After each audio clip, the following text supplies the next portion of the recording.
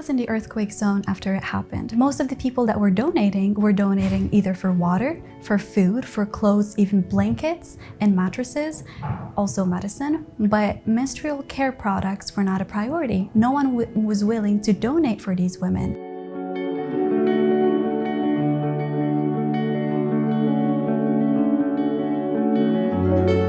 It doesn't matter where you are, where you're coming from, or your gender, having access to menstrual care products is a human right. Yet for many people, this right remains to be out of reach, especially for refugees and displaced women. It's not just about people that are coming into Morocco, but also for Moroccans that are displaced in their own country. Let's take, for example, the people that were displaced by a devastating earthquake that happened in Houz region.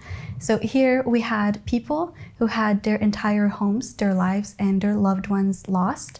But it was a little bit harder for women because they also didn't have access to any menstrual products. They didn't have access to privacy. Some of them were living in tents. And as you know it, there's no bathrooms in tents. They were lucky if there's like a mosque or a house that is still standing somewhere nearby for them to go and focus on their hygiene and their menstrual care. But it was not a luxury that is available for everyone. I was in the earthquake zone after it happened. And one of the biggest problems that we faced as organizations going there to provide aid is the fact that we didn't have the budget that is specialized for hygiene products.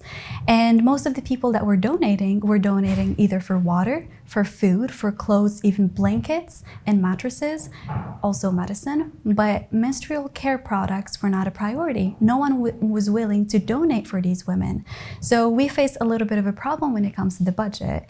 And then later on, when we were there, we were also in the hospital, we were going to villages. We noticed that not all women actually have access to the menstrual care products that we usually use as women coming from the city.